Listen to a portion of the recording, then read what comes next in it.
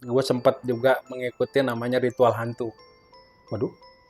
Jadi ada satu hari, kalau kawan-kawan yang Tionghoa kan tahu, ada hari namanya hari di mana kita bersedekah pada hantu. Kenapa kebudayaan orang Dayak itu sendiri sangat jauh berbeda dengan orang Tionghoa? Tapi kalau secara fisik mereka mirip dengan orang-orang Tionghoa. Ya karena mereka mengembangkan budaya sendiri kan selama ribuan tahun. Ketika mereka terpisah, mereka masuk ke dalam hutan. Jadi masyarakat masuk ke dalam wilayah tengah daratan, mereka lebih mengembangkan budaya hutan daripada budaya pesisir. Yang anehnya ini Sunda dengan Jawa dalam satu pulau dan mereka tidak jauh. Kenapa bisa sangat berbeda bahasanya? Ya, sejarah banyak banget kisah sejarahnya. Kalau bicara tentang bahasa, yang lebih tua ya bahasa Sunda, karena Hana Caraka bukan Hono Corok, dan Sunda itu tidak bisa bersatu dengan Jawa itu kan.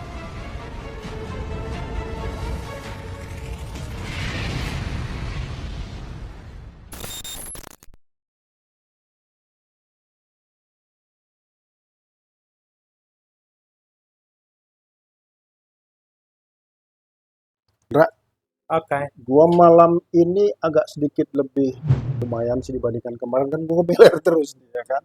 Ya lu tahu sendiri lah cuaca berapa hari ini begini. Kalau lu sendiri gimana malam ini? Agak lumayan lah.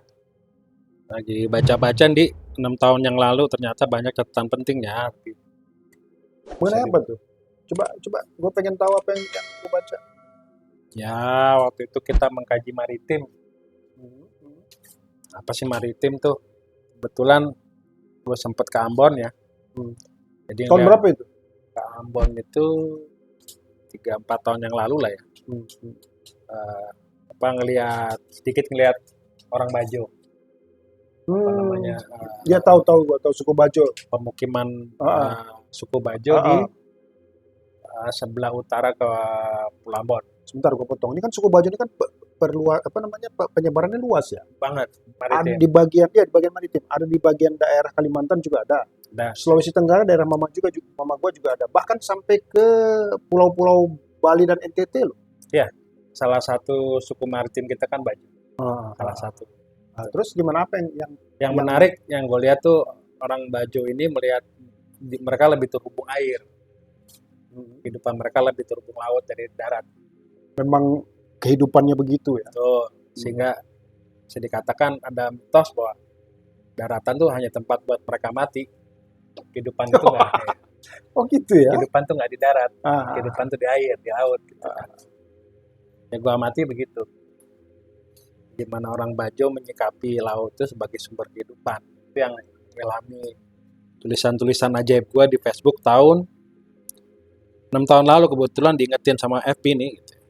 Jadi gue mengamati ketika orang naik kapal laut nih. Ketika orang di kapal laut itu kan berbulan-bulan. Secara praktis mereka kan terpisah dari daratan dalam waktu yang lama. Ya. Jadi orang hidup di laut itu bagaikan tinggal di pulau-pulau yang terpisah dari daratan. Ya. Jadi memiliki sudut pandang kehidupan yang berbeda, karakteristik masyarakat yang berbeda, mitos dan tabu yang berbeda. Orang-orang Jadi budayanya pun memang banyak perbedaan dengan orang-orang darat ya. Enggak, ketika gue ke Anambas ketemu sama Sebentar, Anambas daerah mana? Anambas itu Kepulauan Riau. Oh oke, lanjut. Ketemu dengan suku anak laut ya, yang hampir sama dengan orang Bajo. Jadi kalau gue pernah ke sebuah desa ya, itu siang sepi, gak ada manusianya, kan lagi ngelaut. Desa itu semuanya ngelaut. Ya. Terus ada musim lagi ngelaut, sepi banget. Jadi gue sempat menyaksikan bagaimana apa yang disebut maritimnya Indonesia gitu. Buat gue tuh fascinating, buat gue tuh sangat mengagumkan, gue terkagum-kagum lah. Gitu. Pertama itu, air itu sumber kehidupan, daratan itu tempat mereka mati. Ya, ruang kematian lah. Ini kan kalau pertanyaan kawan kita tadi malam kan tentang belief system, ini kan juga belief system kan, budaya. Budaya yang kemudian menjadi satu bentuk tersendiri, menjadi belief system kerangka berpikir mereka kan gitu. Ya, gue nyebutnya terra navalis. Apa itu artinya? Terra itu dataran. Oke. Naval itu laut. Oh. Jadi daratan yang mengapung-apung di air. Di satu belief system, satu sistem keyakinan yang sangat dipengaruhi oleh bagaimana seseorang atau sebuah masyarakat berpindah-pindah dari satu tempat ke tempat lain dihubungkan dengan laut. Jadi selama ini kita menganggap laut sebagai pemisah, buat mereka laut jangan raya. Iya. Iya. Buat kita air itu memisahkan kita dengan satu dengan yang lain, tapi buat mereka berbeda lagi. Ya, di belief sistemnya ada kepercayaan-kepercayaan yang berhubungan dengan makhluk-makhluk mitologi di air. Sistem kepercayaan mereka ini ya. Ya, kayak di buat orang-orang suku anak laut, peranakan ya. Jadi ada peranakan antara orang Melayu dengan orang Austronesia, orang Taiwan, orang Vietnam, segeng lah, satu grup masyarakat. Jadi mereka mempercayai bahwa dewa yang paling suci itu kura-kura, turtle. Gitu. Karena memang ya turtle sih di laut ya, di air. Nuha gitu, namanya Nuha kalau nggak salah. Jadi ada mereka menemukan daratan dengan mengikuti jejak penyu laut. Jadi kalau ada penyu lagi jalan di laut, diikutin tuh jejaknya, pasti ketemu daratan. Oh, kalau mereka misalkan sedang di dalam pertengahan laut nih, kemudian mereka mungkin ingin ke daratan, kemudian daratan mereka tidak lihat, ketemu dengan penyu nih. Ikutin aja. Oh, nanti dia ketemu. Dia ketemu ke daratan. Dan ternyata si penyu ini penyebarannya mulai dari Brazil sampai Pasifik sampai Anambas. Jadi bisa dikatakan penyu ini seperti pilot gitu. Pemandu gaib. Pemandu gaib orang-orang air. Waterworld lah gitu. Ada kepercayaan-kepercayaan lain kalau di laut kan kita ngelihat horizon itu tidak lempeng. Kita kalau di daratan kalau lihat tapal batas antar darat laut itu datar gitu kan. Iya. Tapi kalau kita di laut kita ngelihatnya melengkung. Melengkung bulat. Agak melengkung gitu. Iya. Ini juga menarik gitu sehingga cara mereka memandang air juga tidak seperti kita memandang air. Cara mereka memandang air itu bagaikan satu ruang sakral dan tempat yang suci.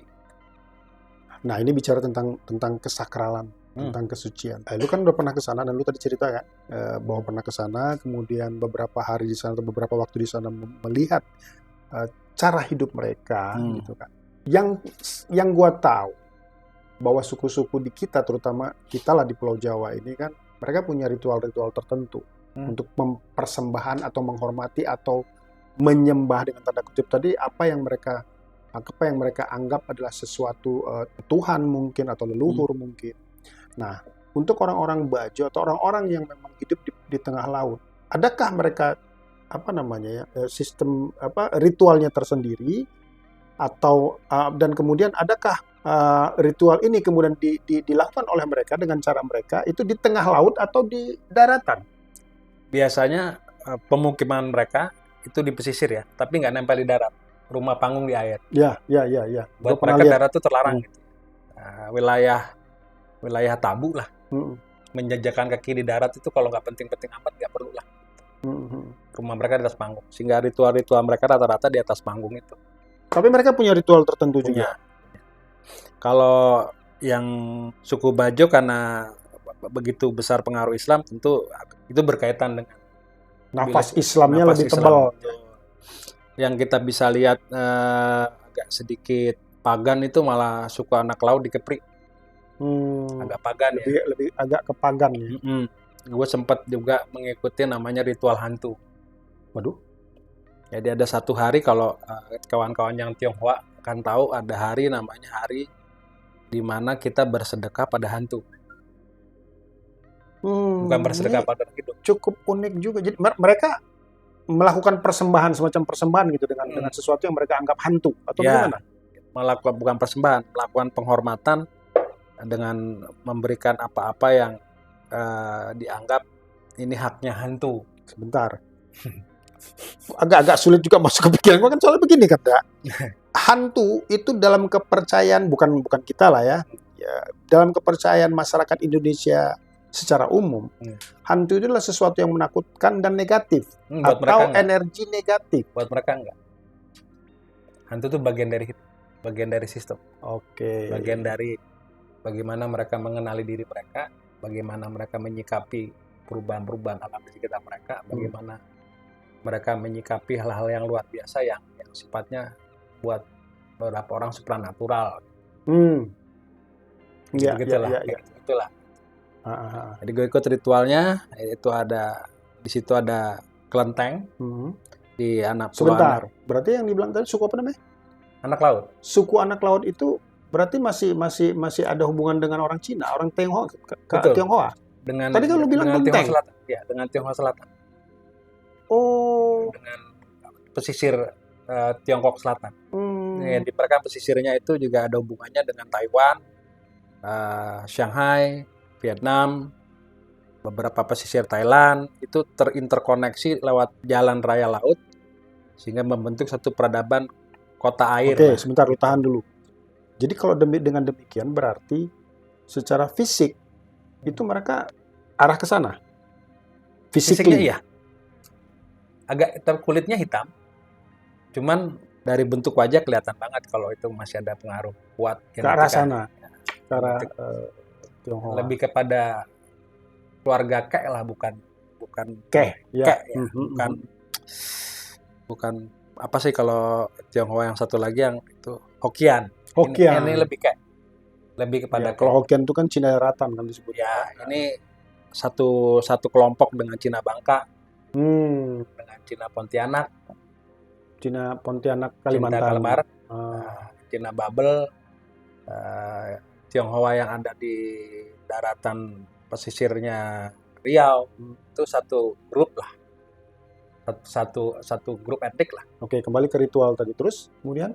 Ya, ritualnya itu kan kelenteng tadi lu disebut. Berarti memang itu di tengah laut ada kelenteng atau di pinggir laut? Mereka bikin kelenteng di pinggir laut. Ketika itu kan ini yang orang jarang tahu, antara Buddhisme dengan agama Tionghoa kuno itu beda. Dulu karena dilarang Pak Harto, agama Tionghoa kuno ini bukan agama ya. Semacam Tao gitu atau? Ya, Tao. Sistem Taoisme ini, agama Tao ini disatukan dengan Buddha. Karena dilarang. Apa disebutnya itu kayak kawan kita, apa namanya itu, kayak kawan kita Mang Cep di Bali. Lupa gue yang lupa namanya. Lanjut. Ya, jadi di eranya Pak Harto, kebebasan beragama untuk aliran kepercayaan Tionghoa itu dibatasi. Nah, baru di era Gus Dur dibuka ketika dibebaskan ketika hari raya besar Cina dirayakan sebagai bagian dari hari raya nasional. Imlek ya. Itu di eranya Gus Dur. Apalagi itu macam-macam lah. Nah, terus macam-macam lah. Nah, di kelenteng itu disitulah gue lihat sisa-sisa atau relik ya, bagaimana masyarakat laut masih memelihara, masih melestarikan apa yang mereka percaya sebagai sebuah jalan keselamatan. Jadi kalau mau selamat di laut ya hargai hantunya. Oh, mereka artinya kalaupun dalam bahasa kita katakanlah memang hantu itu merupakan suatu hal yang buruk, yang disebut dengan buruk tadi, tapi mereka mendekati keburukan itu agar mereka lebih selamat. Supaya terjauh dari keburukan, itu maksudnya kan? Terhindar dari keburukan tadi. Terhindar dari perilaku hantu yang jahil.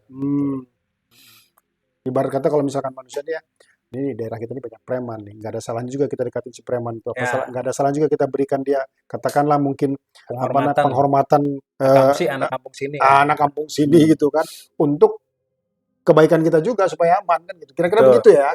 Sepertinya itu. Jadi kalau tidak salah ya, jadi ada beberapa sesaji umum lah, ketan,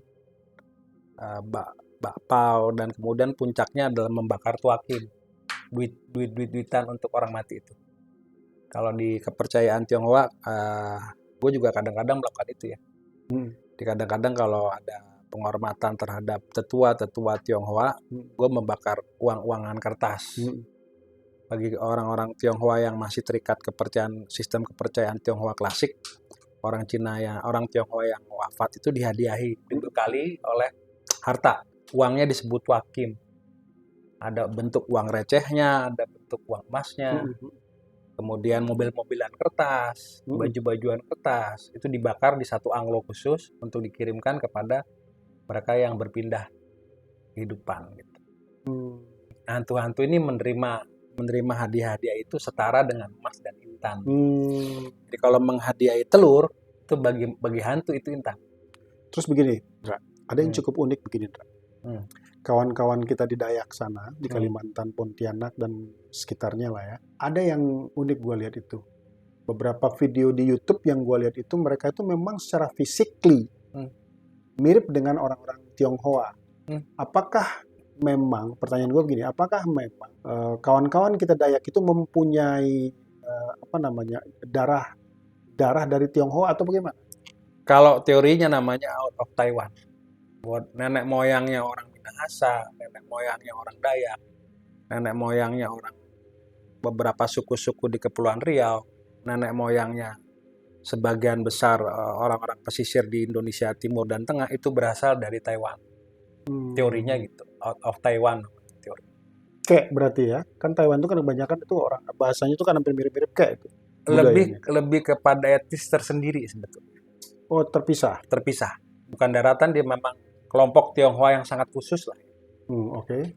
Nomaden. Jadi kalau melihat orang-orang Taiwan di selatan Taiwan tuh kalau lihat mukanya, kalau dia nggak ngeluarin bahasa, kita kayak lagi ke Singkawang gitu. Kalau kita ketemu mereka kayak lagi ke Manado.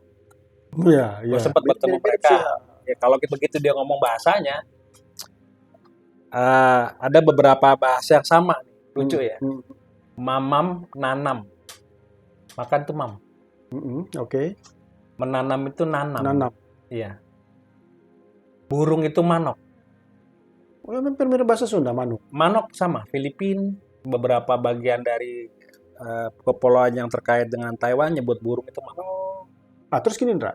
Kalau memang, gua nggak tahu apakah ini sejarah atau memang memang lu pernah ke sana kali ini ya.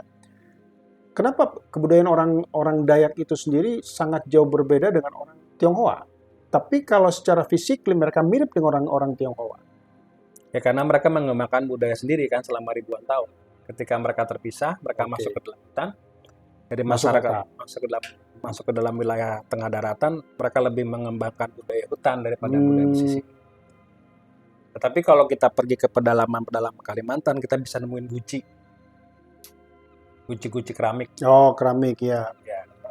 Ini menandakan jelas kalau ada keramik, ada guci, jelas bahwa itu adalah trace atau jejak-jejak bahwa mereka punya hubungan baik dengan leluhurnya dalam bentuk itu. Jadi misalnya di daerah sepanjang Hulu Mahakam menuju Kalimantan Tengah, Long Iram, kemudian Long Bangun, kemudian masuk ke daerah Kalimantan Tengah, ada sebuah tebing kiri kanannya itu isinya namanya makam tempayan. Tempayan isinya sisa manusia ya, tulang. Tapi bentuknya adalah keramik. Gitu. Nah ini keramik ini memberikan indikasi bahwa mereka punya hubungan dengan itu. Sama juga yang gue temukan juga misalnya di Baduy. Di Baduy juga ada banyak keramik. Nah, kenapa ada keramik di situ? Gitu. Tentu saja ini bisa. Jadi menurut lu maksudnya keberadaan keramik itu menyimpulkan bahwa mereka punya hubungan atau koneksi dengan orang Tionghoa, gitu atau bagaimana? Pasti. Karena keramik kan asalnya dari sana. Keramik asal dari sana kan, ahli-ahli keramik bisa melihat ini dinastinya apa, Ming, Tang, Sung. Gitu. Setiap keramik itu bisa memberikan umur dan bisa memberikan kapan waktunya. Gitu. Memberikan informasi kepada kita ya, baik dari bentuknya mungkin atau baik dari coraknya mungkin atau mungkin dari dari serat karbon. Dari serat karbon itu kan mereka bisa kalau dengan alat tertentu bisa diukur itu umurnya berapa. Kalau keramik enggak, kalau keramik hanya dilihat kesamaan pola. Kesamaan corak. Dengan perbandingannya dengan koleksi yang ada di Tiongkok sana. Iya. Dan unik juga sih, Indra. Gue kan pernah ke Baduy juga ya. Tapi memang penduduk asli di sana itu memang mereka kulitnya kuning, Indra. Ya kuning enggak. Bukan langsat, bukan coklat langsat begini, tapi kuning bukan juga disebut kuning langsat, tapi kuning bersih. Orang Baduy itu cantik-cantik kulitnya. Ya, bagus, kulitnya terang. Kulitnya terang. Nah, jadi kan mirip-mirip dengan kawan-kawan Tionghoa kan? ya ini agak namanya. Apakah mungkin ya bisa jadi kan begitu kan pikiran gua. Kalau menurut lu? Ya kalau gue lihat begitu. Kalau gue lihat penyebaran Austronesia ini memang atau keturunan out of Taiwan ini memang menyebar di seluruh Indonesia. Sementara penduduk asli sebelum yang kulitnya terang ini justru kayak orang Ambon model Melanesia. Penelitian tentang asal-usul nenek moyang yang sering dibahas kawan-kawan leluhur, kadang-kadang gue nanggapin bukan mau ketawa, tapi kadang-kadang leluhur itu diartikan sebagai leluhur yang dalam pengertian yang tidak mendekati dasar saintifiknya di leluhurnya dari mana ini gitu. Dari India belakang lah. Ya, tapi kan kebanyakan memang leluhur kita itu kalau yang mirip-mirip ke situ ya dari Mongol. Ya maksudnya dari kalau yang dari daratan Cina kan kemudian nih. Nah, kalau yang dari daratan India namanya Austro-Indik. Austro-Indik tuh orang-orang India, Bangladesh, Bengali. Oh, itu banyak di Aceh. Myanmar. Banyak di Aceh tuh. Cuk, lu lihat kan fisik-fisiknya orang Aceh itu kan mirip-mirip ke arah India sana. Tuh. Ke arah Bangladesh sana, fisik-fisiknya, wajah-wajahnya. Kawan-kawan kita dari Karo kan model-modelnya kayak orang-orang Bengali. Tebal-tebal. Ya Bengali lah, kayak orang Bangladesh. Orang dari Batak juga kan beda lagi tuh. Rahangnya kuat-kuat kalau mereka tuh, rahangnya tebal-tebal. Ya kalau kawan-kawan kita dari Batak kan? lebih dekat secara bentuk lebih dekat kayak teman-teman Minahasa. Teman-teman Minahasa kan putih-putih. Orang Batak putih-putih. Tidak coklat. Mirip-mirip memang dengan orang Minahasa, mirip-mirip dengan orang Manado, mirip-mirip memang. Dan namanya pun mirip-mirip gitu juga. Tapi kalau orang Batak yang lebih ke Toba, yang lebih ke daerah Toba, Batak Tengah ya, atau Tapanuli Tengah disebutnya, itu kan rahangnya gede-gede. Batak Toba lah ya. Batak Toba. Itu berbeda lagi itu memang. Agak ada perbedaan fisik yang jauh itu di situ. Ya mungkin ada pengaruh campuran dari mana atau ada pengaruh. Makanya kawan-kawan Batak mempercayai leluhur mereka terpisah. Ya benar. Dari semesta sejarah tanah Sumatera. Ya. Mereka mengacu kepada tarombonya mereka, sejarah leluhurnya mereka. Orang Batak menyatakan bahwa mereka adalah anak cucunya Debata Nabolo. Ya, kemudian dari langit, ya kan, dan Manupatya Raja. Turun ke bumi, kemudian beranak pinak menjadi berbagai macam marga. Tapi berdasarkan kalimatnya Manupatya Raja, manuknya. Manuk lagi tuh ya, berarti burung lagi. Ya. Bahasanya hampir mirip-mirip ya. Dan kemudian ada lagi kisah-kisah di sana yang bisa dinyatakan bahwa mereka adalah turunan dari Dewi Bulan. Gue pernah dengar juga itu. Ini mirip-mirip dengan teman-teman di NTT, mirip-mirip dengan teman di Ambon, mirip-mirip dengan beberapa teman di Papua. Kepercayaan bahwa manusia berasal dari telur yang dibuahi pada saat bulan purnama. Itu mirip-mirip juga dengan kawan-kawan kita Melayu. Melayu di pesisir pantai. Nah, uniknya nih orang Melayu. Kita bicara tentang orang Melayu kan. Dari mulai pantai timur Pulau Sumatera sampai ke daerah Betawi. Itu kan bahasanya bahasa Melayu semua. Bahkan orang Betawi itu kan sebagian pakai bahasa Melayu dan sudah bercampur kan? Ya. Melayu Riau. Melayunya sudah bercampur bahasa Melayu dengan bahasa Cina kan, ada namanya Kreol. Melayu Kreol. Ya. Itu sampai ke ujung Sumatera sudah mendekati perbatasan Aceh, itu disebut dengan Melayu Tamiang atau Langkat Tamiang, atau disebut dengan mereka juga kadang-kadang menyebut diri mereka Aceh Tamiang. Orang Tamiang. Nah, ke Riau juga kan puak bahasanya di situ, makanya agak mirip-mirip nih bahasa Melayu orang Riau. Orang Bengkulu, itu kan mirip-mirip tuh kan, orang Pekanbaru, itu mirip-mirip di situ. Nah, ya, sangat mirip lah ya. Ya. Nah, yang ingin gua tanyakan untuk Jawa dan Sunda nih dalam satu pulau. Kalau kita lihat dari perbandingan orang Sumatera di sana itu ada kemiripan antara satu bahasa dengan bahasa yang lainnya. Oke ya. Misalkan tadi yang udah kita bicarakan tentang Melayu, Kemudian dari Batak juga. Batak itu kan mirip dari mulai Tapanuli Selatan, Tapanuli Utara, Tapanuli Tengah, bahkan Tapanuli ke arah barat sana pun mirip-mirip bahasanya. Yang anehnya ini Sunda dengan Jawa dalam satu pulau dan mereka tidak jauh. Kenapa bisa sangat berbeda bahasanya? Ya, sejarah banyak banget kisah sejarahnya. Kalau bicara tentang bahasa, yang lebih tua ya bahasa Sunda. Karena Hana Caraka bukan Hono Corok. Yang asli itu Hana Caraka, Data Sawala, pada jayanya Marga Batang. Bukan Hono Corok. Oh, jadi lebih ke Sunda. Justru malah bahasa Sunda yang lebih tua. Betul. Jadi penggunaan kata A pada akhir satu kalimat itu dalam Sanskrit itu belakangnya A, bukan O. Justru itu mencirikan bahwa mereka lebih tua. Oke. Sementara kalau belakang O itu namanya perubahan ketika terjadi dotogoboso. Ketika bahasa Jawa menganut paham belakangnya harus O. Boso itu O. Sehingga yang A berubah jadi O. Karena perbedaan tempat terjadi Pergeseran. Betul, pergeseran bahasa dan kalimat. Budaya, bahasa, peradaban, ritual, adat istiadat. Dan Sunda itu tidak bisa bersatu dengan Jawa itu karena mereka memang melihat diri mereka masih keturunannya Tarumanegara. Pada waktu itu Tarumanegara itu satu kerajaan tersendiri. Berbeda dengan Jawa. Jawa waktu itu masih Mataram kan, Mataram Hindu. Tapi lebih tua Tarumanegara daripada Mataram. Dalam urusan peradaban kan lebih tua beberapa peninggalan prasasti Ciarenten, kebun kopi, prasasti yang ada di kawasan Tenjolaya itu jauh lebih tua daripada apa yang kita bisa dapat di Jawa Tengah.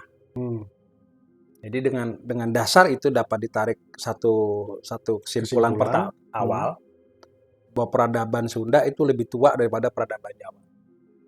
Dan tapi ini kemudian juga ditumpang tindihkan dengan pengertian Salakanagara. Oke. Bahwa kerajaan pertama yang ada di Pulau Jawa namanya Salakanagara.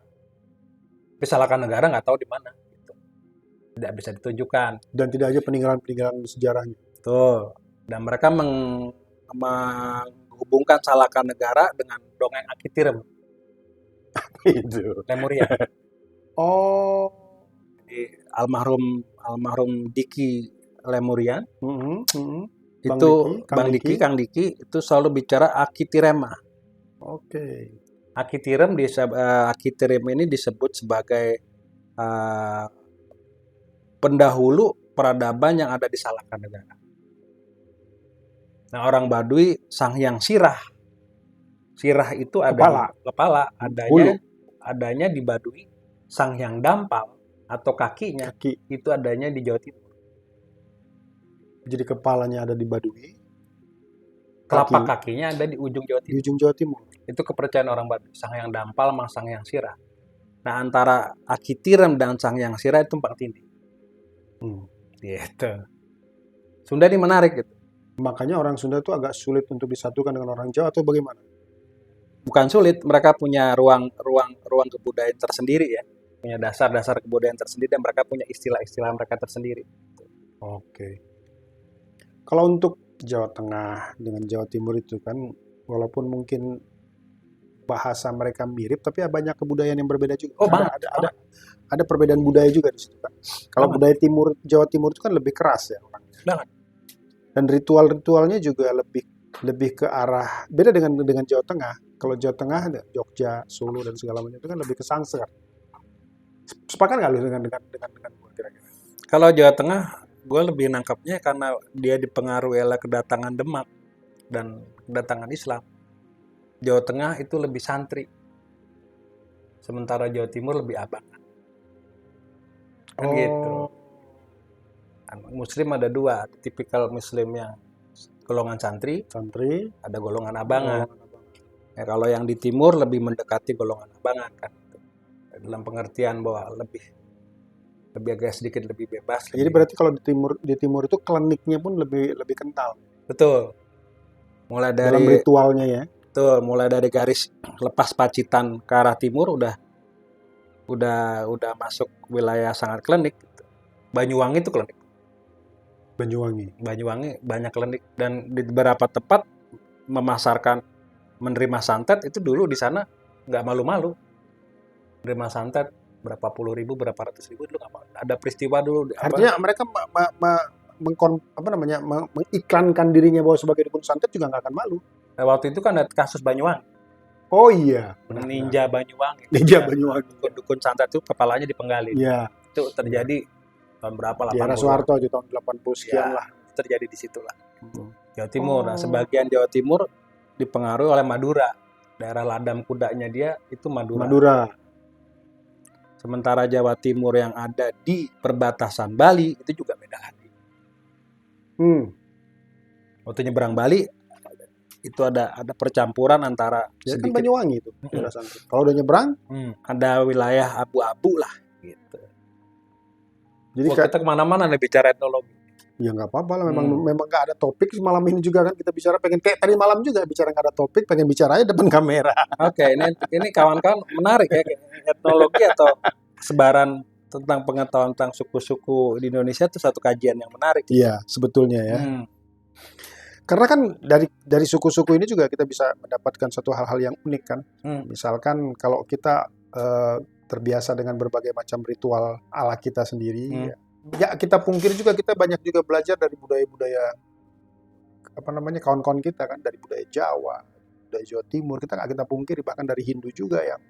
Hindu yang mengindonesia ya, Buddha yang mengindonesia, kemudian lebih tebal juga dengan ritual-ritual secara Islamnya. Kalau gua kan lebih ke situnya, karena kan gua bukan besar sih, lebih pernah lama tinggal di pondok kan begitu kan. Nah, artinya bahwa dari Sabang sampai Merauke, dari barat sampai dari utara sampai ke selatan, begitu banyak suku-suku kita. Belum lagi nanti kita bicarakan misalkan kalau mungkin lu udah pernah ke daerah timur. Daerah timur yang paling jauh dari kemana lu? Papua pernah? Ya, pernah. Sekali dua kali. Apa yang paling unik yang lu lihat di daerah di Papua, kalau spiritualitas orang Papua itu yang bagaimana? Sama ya, suku-suku yang tinggal berkaitan dengan hutan, mereka menganggap hutan itu ruang sakral. Berbeda juga dengan kawan-kawan kita tadi yang di laut ya. Airnya sakral. Ya, air yang sakral. Ini hutannya sakral. Kayak suku Asmat. Ya, Asmat menganggap bahwa lembah Baliem itu lembah sakral. Oke, lembah hutan itu justru malah persembahan mereka ke arah hutannya, bukan ke hutan karboreal. Kalau satu ke Terra Australis. Terra Australis itu bukan dataran. Air yang dianggap dataran. Oke, sebelum kita tutup nih, Indra. Ada yang sebetulnya dari dulu pengen gua tanya, ini kebetulan malam ini gua inget nih, nanti sempat lupa. Kenapa kita di daerah barat lebih memakan makanan makanan pokok kita tuh dengan beras, sementara kawan-kawan kita di daerah timur sana lebih memakan itu sagu. Apa yang menyebabkan perbedaan itu? Kalau aslinya sebetulnya beras kita itu bukan beras sawah, tapi beras kebun. Oke. Beras darata. Oke. Beras sawah baru abad ke-8 dibawa oleh pendatang-pendatang. Perbedaannya apa pula? Ini beras kebun. Iya, beda beras kebun dengan beras sawah. Beras sawah itu. Kalau beras sawah pakai air kan? Sawah. Oke, kalau air. beras kebun? Tada hujan aja. Oke. Tinggi-tinggi. Iya. Kayak di Baduy itu kan tinggi-tinggi seorang-orang gitu. Berasnya, padinya. Kalau padi yang sawah kan pendek-pendek. Itu perbedaannya. Nah, dengan orang Papua, dengan orang kawan-kawan kita di timur sana yang makan sagu. Sagu ada di mana-mana, sebetulnya sagu juga ada di Riau. Namanya kapurut. Enggak, bukan. Yang jadi pertanyaan gue, kenapa bukan makanan pokok mereka seperti kita gitu? Atau sebaliknya, makanan pokok kita seperti mereka? Kita makan kenapa sagu. Berbeda? Aslinya kita sagu, bukan beras. Sangu itu sagu. Oh. Bukan beras. Berarti lebih tua sagu daripada beras. Betul. Kita temukan, maksudnya kita lebih tua makan sagu daripada makan beras. Betul. Karena sagu ada di wilayah-wilayah yang memang di dalam kepulauan ya. lebih cenderung pada sagu, kapurun, sagu, papeda itu lebih. Papeda. Ini lebih dominan buat sebetulnya buat orang Indonesia. Kalau beras baru sih. Oke. Mungkin ada yang ingin disampaikan lagi mengenai antropologi lah, sejarah atau apapun lah. Ya kawan-kawan, jadi buat generasi muda ya, mendalami kebudayaan Indonesia itu adalah hal-hal yang nggak bisa kita terputus sebagai satu sekedar hobi. Kalau sudah nyemplung di situ kan ketemu asiknya. Dan kalau sudah ada di situ bisa jadi kawan-kawan bisa berjalan-jalan keliling Indonesia. Kalau ada kesempatan dari beberapa kawan-kawan mengajak keliling-keliling untuk melihat teknologi Indonesia, ini menarik. Dalami deh. Suku-suku dan Indonesia itu menarik banget. Ya mudah-mudahan ke depan YouTube kita ini juga makin panjang, makanya tolong dukungannya kawan-kawan dengan subscribe, like, comment, and share ke kawan-kawan yang lain. Artinya kita juga berdua punya niat dengan Dedi itu kita punya niat untuk keliling Indonesia, kemudian mempelajari dan mensiarkan ke kawan-kawan berbagai macam spiritual budaya. Oke. Kan itu kan yang rencana kita ke depan nanti. Jadi saya harap kawan-kawan tetap dukung channel kita ya, Spiritual Indonesia. Terima kasih. Salam budaya.